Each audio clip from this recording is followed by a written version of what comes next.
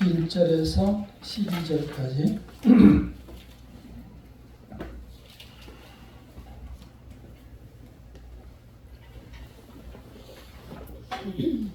함께 읽겠습니다. 16장 1절 시작. 바리새인과 사두개인들이 와서 예수를 시험하여 하늘로부터 오는 표적 보이기를 청하니 예수께서 대답하여 이르시되 내가 저녁에 하늘이 붉으면 날이 죽겠다. 아침에 하늘이 붉고 뛰면 오늘은 날이 굳겠다 하나니 너희가 날씨는 분별할 줄 알면서 시대의 표적은 분별할 수 없느니라. 악하고 음란한 세대가 표적을 구하니 노아의 표적밖에는 보여줄 표적이 없느니라 하시고 그들을 떠나 가시니라. 제자들이 건너편으로 갈새 떡 가져가기를 잊었더니 예수께서 이르시되 삼가 바리새인과 사두개인들의 누룩을 주의하라 하시니 제자들이 서로 은하여 이르되 우리가 떡을 가져오지 아니하였도다 하거늘 예수께서 하시고 이르시되 믿음이 작은 자들아 어찌 떡이 없으므로 서로 논의하느냐 너희가 아직도 깨닫지 못하느냐 떡 5개로 5,000명을 먹이고 죽은 것이 몇 바구니며 떡 7개로 4,000명을 먹이고 죽은 것이 몇 바구니인지를 기억하지 못하느냐 어찌 내 말한 것이 떡의 관함이 아닌 줄을 깨닫지 못하느냐 오직 바리새인과 사두개인들의 누룩을 주의하라 하시니 제자들이 떡이 누룩이 아니요 바리새인과 사두개인들의 교훈을 삼가라고 말씀하신 줄 깨달으리라. 아멘. 예수께서 가시는 곳마다 바리새인과 사두개인들이 따라다닙니다. 우리는 성경을 볼 때마다 이 바리새인과 사두개인 이 사람들에 대한 이해가 필요합니다. 지금 전쟁이 일어나는 그곳의 원인이기도 합니다. 바리새인들은 그 뜻 자체가 구별된 자라는 뜻입니다. 그래서 그들은 율법과 법규, 성경처럼 생긴 미시나를 따로 만들어서 그것을 온통 실천하며 그것으로 살아왔고 그러다 보니 백성들의 존경을 잔뜩 받고 살았습니다. 그래서 그 율법대로 살았기 때문에 먹는 것도 비늘이 없는 물고기나 굽이 갈라지지 않은 것, 돼지고기 같은 것을 먹고 세상처럼 살아가는 것을 죽기보다 싫어했습니다. 오직 율법, 오직 정결의식, 예배법 이런 전통 형식을 따라서 살아가는 것을 목숨으로 여겼습니다. 사두개인들은 솔로몬 시대부터 있었던 제사장 사독이라는 사람의 이름에서 비롯되었습니다. 그들은 성전에서 예배를 진행하고 헌금을 받으며 살아갔습니다. 귀족층, 그들을 지배하고 있던 로마 사람들하고 관계를 중시하면서 높은 사람들의 위치에서 백성들과는 거리를 두고 살아왔습니다. 그 사람들은 다른 것은 믿지 않고 오로지 모세 오경, 창세기, 출애굽기, 레위기, 신명기 그러한 로마의 5 모세 오경만 믿고 살아왔습니다. 천사나 부활이나 천국 이런 것은 믿지 않았습니다. 그렇기 때문에 AD 70년에 성전이 파괴되면서 그 사람들도 자연스럽게 없어지고 말았습니다.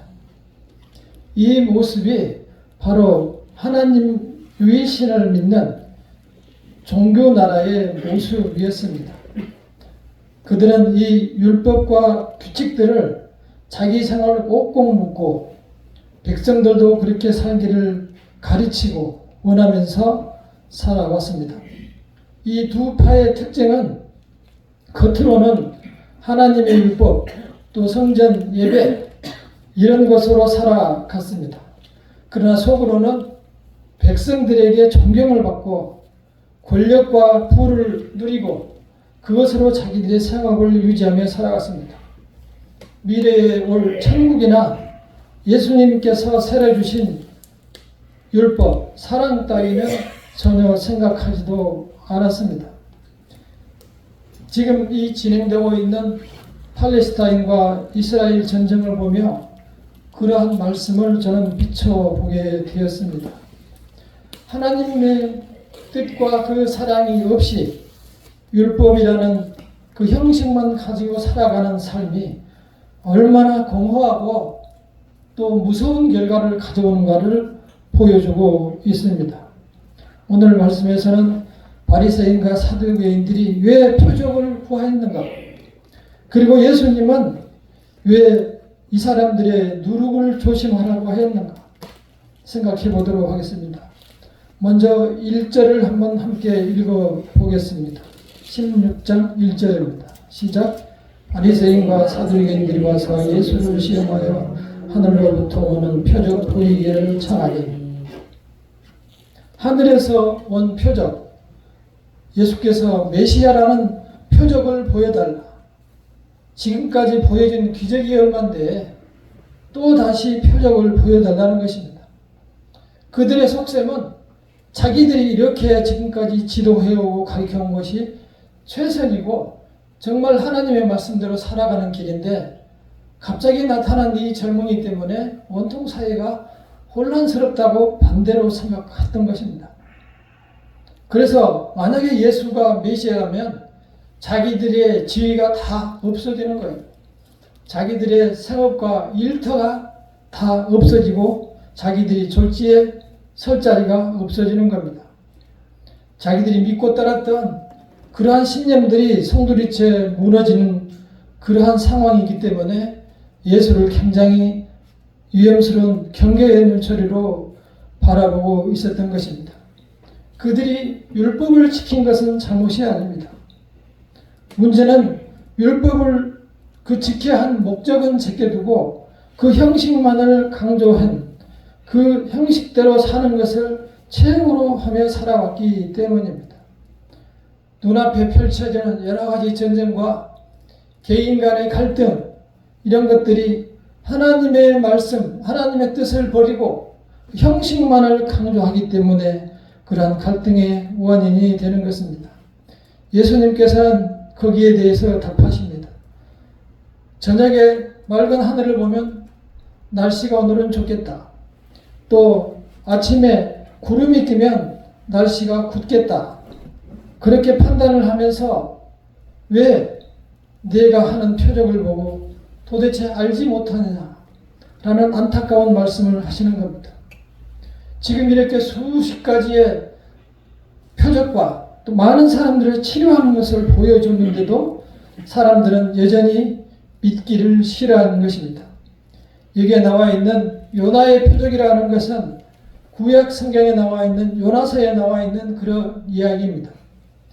요나가 하나님의 말씀을 버리고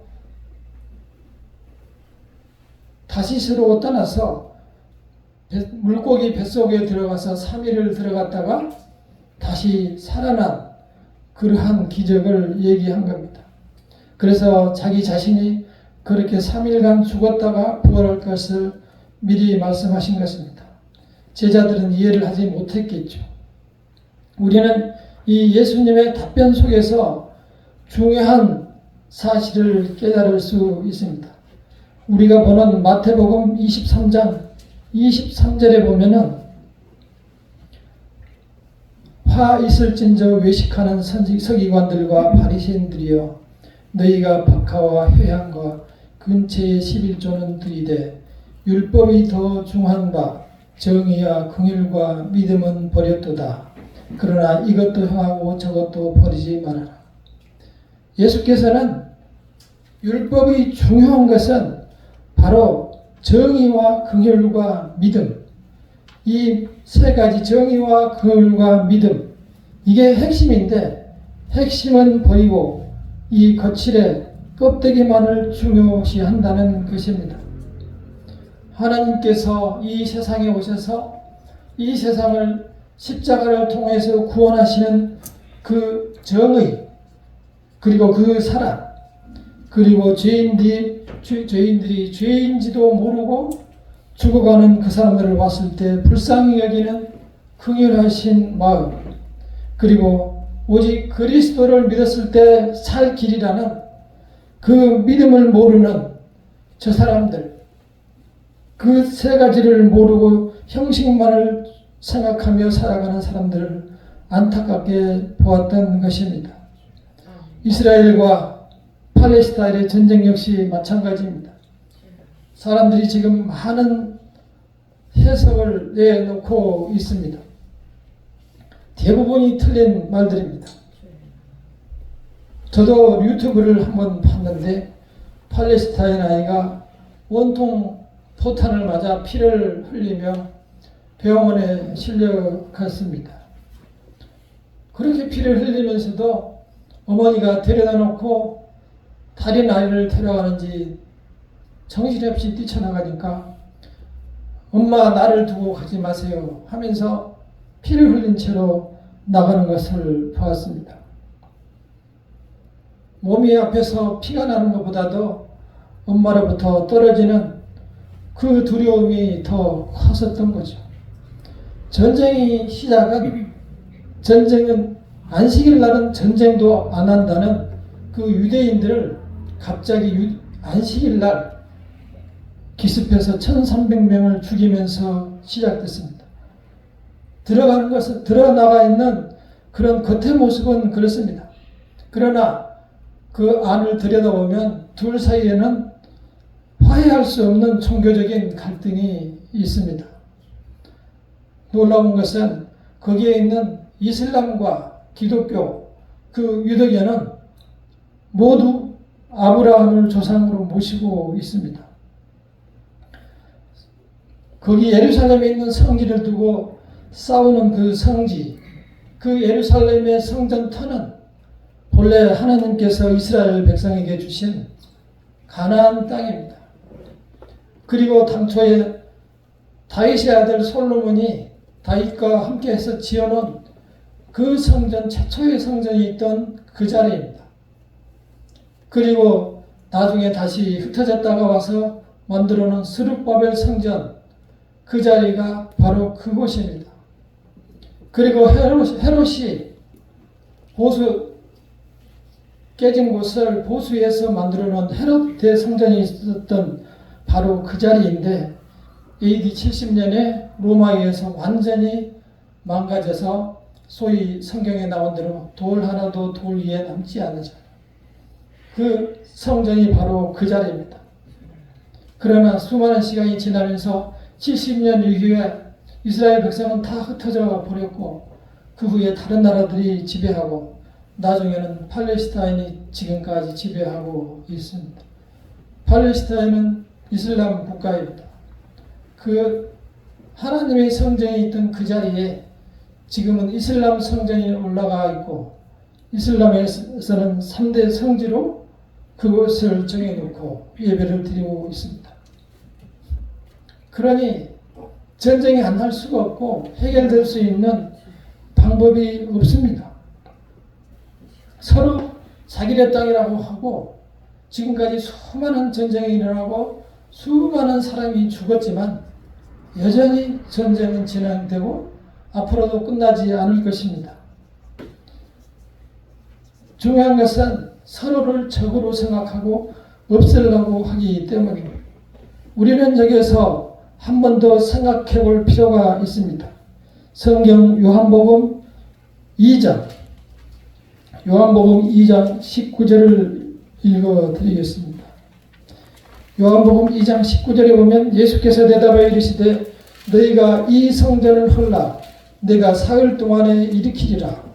유대인들이 이르되 이 성전은 46년 동안의 지역권을 내가 3일 동안에 일으키겠나 하더라. 그러나 예수는 성전된 자가 성전된 자기 육체를 가리켜 말씀하신 것이라. 예수님께서는 성전이 그 건물이 아니고 자기 자신이 성전이라고 말합니다. 그 후로는 성전이라는 그 건물이 없어진 거예요. 그래서 오늘날 우리 같은 교회가 존재하게 된 거죠. 그래서 사람들은 형식을 중요시하기 때문에 여전히 그 건물 그 자리가 성전이라고 생각하고 있는 것입니다. 이어서 고린도전서 3장 16절을 보겠습니다. 고린도전서 3장 16절에 보면 너희는 너희가 하나님의 성전인 것과 하나님의 성령이 너희 안에 계시는 것을 알지 못하니라. 너희가 하나님의 성전인 것과 하나님의 성령이 너희 안에 계시는 것을 알지 못하느냐. 우리 자신이 성전인 것입니다. 한 사람 한 사람 성도님들이 전부 성전인 것입니다. 예수께서 오신 후로 그래서 모든 제사가 없어졌습니다. 우리가 하나님 앞에 드리는 이 제사가, 이 예배가 바로 제사인 것입니다. 다시 고린도전서 12장 26절을 읽어드리겠습니다. 고린도전서 12장 26절은 만일 한 지체가 고통을 받으면 모든 지체가 함께 고통을 받고 한 지체가 영광을 얻으면 모든 지체가 함께 즐거워하느니라. 너희는 그리스도의 몸이요 지체의 각 부분이라. 우리가 그리스도의 몸을 이루고 있고 우리가 각 지체의 한 부분을 담당하고 있어서 우리 모두가 교회 공동체를 이루고 있는 것입니다. 예수께서 오신 후로는 땅과 모든 성전에 관한 그러한 개념이 완전히 바뀌어졌습니다. 새 계명을 주셨습니다. 새 계명을 주셨는데 내가 사랑한 같이 너희도 서로 사랑하라. 그리고 그 교회 위에는 예수께서 머리가 되시고 우리는 지체가 되었습니다. 우리는 세상을 넓게 볼 수 있어야 지금 많은 사람들이 이스라엘이라는 나라를 적그리스도라고 합니다. 최후의 이란과 그리스도의 세력이 싸움을 적과 곡과 마곡에 대해 싸움을 한다고 얘기합니다. 지금도 그렇게 겉으로는 진행이 됩니다. 그러나 이스라엘에서 예수를 믿는 기독교인은 2%뿐이 되지 않습니다. 놀라운 것은 이 이슬람교 이란에도 기독교인이 2%가 넘습니다. 그래서 우리가 목숨을 걸고 모든 나라에 가서 복음을 전하는 것입니다. 하나님의 나라는 그 땅에 있지 않고 하나님의 나라는 우리 마음에 있는 것입니다. 그래서 이제 차츰 우리가 우리 안에 들어있는 하나님의 정의와 하나님의 긍휼과 하나님의 믿음을 온 세상에 전파하며 살아가야 합니다. 제 말이 아직도 의심이 갑니까? 신약 성경에 보시면 예수를 십자가에 못 박은 사람들이 있습니다. 그 사람들이 바리새인과 사두개인들입니다. 그리고 그 사람들이 지금의 유대인들입니다. 전쟁을 일으키고 있는 사람들입니다. 그러나 그 놀라운 무서운 유대인들도 예수를 만나서 달라졌습니다. 완전히 달라졌습니다. 예수께서 천국 복음을 전할 때 그 복음이 궁금해서 밤에 예수님을 찾아갔던 니고데모라는 사람이 있습니다. 그 사람이 유대인 중에 바리새인이었습니다. 예수께서 돌아가셨을 때 그 무서운 헤롯 대왕에게 가서 예수님의 신체를 달라고 해서 장사를 지내준 사람이 있습니다. 아리마대 요셉이었습니다. 그 사람도 바리새인이었습니다. 또 신약성경 13권을 쓴 지금 우리가 많이 보고 있는 사도 바울, 유명한 바리새인이었습니다. 그가 예수님을 만난 후에 완전히 새 사람이 되었습니다. 그를 가리키던 가말리엘 선생도 유명한 바리새인이었습니다. 그러나 그 바리새인이었던 사도 바울은 예수님을 만나고 나서 지금까지 내가 배웠던 모든 학문과 율법과 전통은 배설물로 여겼다. 똥보다 더 더럽다. 그렇게 자기 입으로 시인했습니다. 그리고 한평생을 주의 말씀을 전하며 이 세상을 살아갔습니다.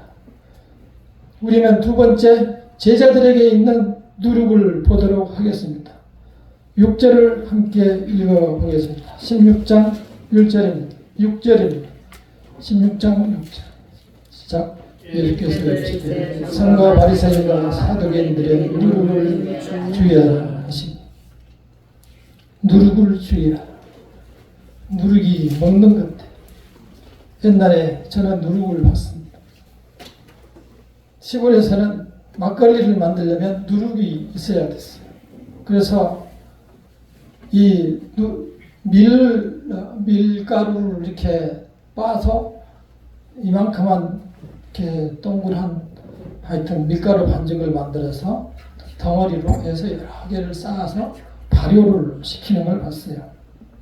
그렇게 해서 많이 보관해 두는데 법으로 이제 술 만드는 것을 금지했기 때문에 경찰들이 순사들이 오면은 그것을 무조건 와서 뒤집니다. 그래서 순사가 나타났다 하면 전부 그걸 들고 산으로 튀었습니다. 숨겨야 되기 때문에. 근데 이제 막걸리를 만들 때 보면은 그거 동그란 걸 하나 갖다가 큰 항아리에다가 쌀밥이 들어있는 거기에다가 같이 집어넣으면은 그 큰 항아리가 전체 이제 술이 되기 시작합니다. 며칠인지 모르겠습니다. 한참 지나다 보면 거기서 뽀글뽀글 이렇게 올라옵니다. 그래서 많은 시간이 지나면 이렇게 대접으로 눌러서 떠보면은 막걸리가 되어 있습니다. 저도 몰래 하나 떠먹어 봤는데 참 맛이 있었습니다. 군침이 나네요. 그 누룩이 왜 여기에서 비유가 되냐면 똑같이 그렇게 사용을 했습니다. 누룩은 조금만 넣어도 큰 항아리 전체를 술로 변화시킵니다. 누룩 자체가 잘못됐다는 것이고 누룩의 그 효과를 얘기하는 겁니다. 여기서 말씀하셨듯이 이 누룩은 바리새인과 사두개인의 교훈, 바리새인과 사두개인이 가르쳐주는 율법과 그들의 형식적인 신앙생활을 경계하라는 것입니다. 그에 대해서 예수께서 대답을 하십니다. 16장 9절에서 10절에 나온 대로 너희들이 물고기 5마리, 2마리, 보리떡 5개와 물고기 2마리죠. 그리고 떡 7개로 4,000명을 먹인 것을 보지 못하였느냐. 제자들도 역시 그 누룩으로 물들여져 있어서 예수님의 기적을 그렇게 많이 보고도 아직 우리가 떡을 안 가져왔네 이러면서 걱정을 하고 있는 거예요. 여전히 아직 예수를 보고 판단하지 못하고 있습니다. 그러한 것들이 우리의 삶에도 여전히 많이 있습니다. 전에 말씀드린 대로 내가 그렇게 바라고 내 몸에 큰 질병이 있어도 그 질병을 고쳐주고 나면 교회도 잘 안 나오고 예배도 잘 안 드립니다. 그게 사람입니다. 그 마음속에는 중요한 바 하나님의 정의와 하나님의 긍휼과 믿음이 없기 때문입니다. 사랑하는 성도님들 생각해 보시기 바랍니다. 나에게는 무슨 누룩이 있을까? 내가 정말 하나님을 깊이 사랑하고 하나님이 주시는 그 능력과 감동으로 세상을 살아갑니다. 문제가 있을 때 주님 정말 제가 힘듭니다.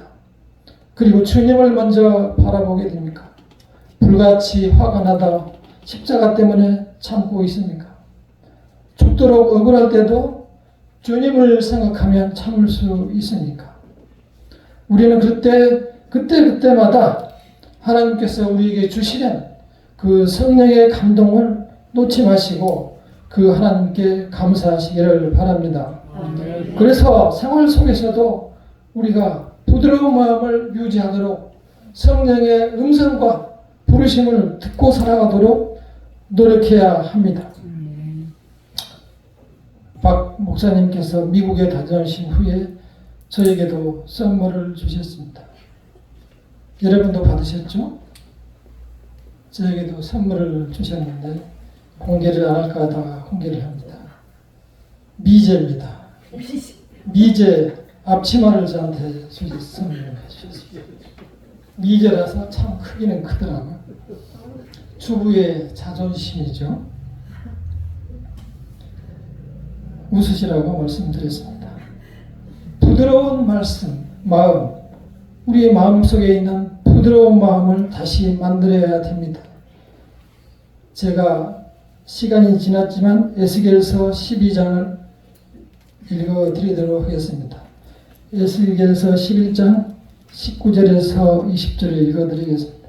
내가 그들에게 한 마음을 주고 그 속에 새 영을 주며 그 몸에서 돌 같은 마음을 제거하고 살처럼 부드러운 마음을 주어 내 율례를 따르며 내 규례를 지켜 행하게 하리니 그들은 내 백성이 되고 나는 그들의 하나님이 되리라. 우리가 굳은 마음으로는 일상으로 살아왔던 삶에 반복된 그러한 형식적인 믿음으로는 하나님의 성령을 받아들일 수 없습니다. 우리의 마음이 부드러워져야 성령을 받아들일 수 있고, 그때 하나님께서는 우리에게 말씀하시기를 너는 나의 백성이 되고 나는 너희의 하나님이 되리라, 이렇게 하신다는 겁니다. 우리의 마음을 늘 하나님 앞에 열고 하나님의 음성을 들을 수 있어야 합니다. 그래서 사람을 만나고 나면 하나님을 만나면 바뀝니다. 우리가 지금 보고 있는 마태복음 16장 16절을 함께 읽어보도록 하겠습니다. 마태복음 16장 16절입니다. 시작. 시몬 베드로가 대답하되 주는 그리스도 살아계신 하나님의 아들이십니다. 조금 전까지 하나님을 믿지 못하고 또 어떻게 했지? 큰일이다, 이렇게 생각하던 그 베드로가 예수님 앞에 고백합니다. 주는 그리스도시요, 메시아라는 뜻입니다. 그리스도가 메시아라는 뜻입니다. 그리고 지금 당신은 하나님의 아들이십니다. 살아계신 하나님의 아들이십니다. 그 신앙을 예수님 앞에서 고백합니다. 물론 나중에 연약해서 베드로도 배반하고 넘어집니다. 그러나 그 마음속에 이제 이러한 변화가 일어났습니다. 다시 함께 16장 17절을 읽어보도록 하겠습니다. 예수께서 대답해 주십니다. 17절 시작. 예수께서 대답해 주시되 바요나 시몬아, 내가 복이 있다. 이를 알게 하느니는 혈육이나 하늘에 계신 내 아버지이십니다. 바요나, 요한의 아들이라는 뜻입니다. 요한의 아들 시몬아, 내가 복이 있도다. 이를 내게 알게 하니는 혈육이 아니요 누구시라고요? 하늘에 계신 내 아버지시라. 베드로가 주는 그리스도시요 살아계신 하나님의 아들입니다, 이렇게 고백했을 때 그 마음을 주신 이가 바로 혈육이 아니고 하나님이시라는 사실을 알려주고 있습니다. 그러면서 축복을 더해 주십니다. 18절을 함께 읽어보겠습니다. 시작. 또 내가 네게 이르노니 너는 베드로라. 내가 이 반석 위에 교회를 세우리. 음부의 권세가 이기지 못하리라. 아멘. 여러분에게 예수께서 이제 교회를 세우시고 음부의 권세가 이기지 못한다. 다시 말해서 사망의 권세가 여러분을 이기지 못하고 우리가 이기리라. 그래서 천국의 열쇠를 내게 준다, 이렇게 19절에 나와 있습니다. 우리가 이렇게 해서 우리에게 주신 그리스도의 축복으로 인하여 하나님의 교회가 되었고 나 위에 교회가 세워져 있습니다. 나에게 위에 세워진 그 교회는 음부의 권세도 이기지 못하고 우리가 영원히 생명을 누릴 수 있는 것입니다. 이 분명한 믿음 속에 한 주일간 승리하시기를 바랍니다. 기도하겠습니다. 이제는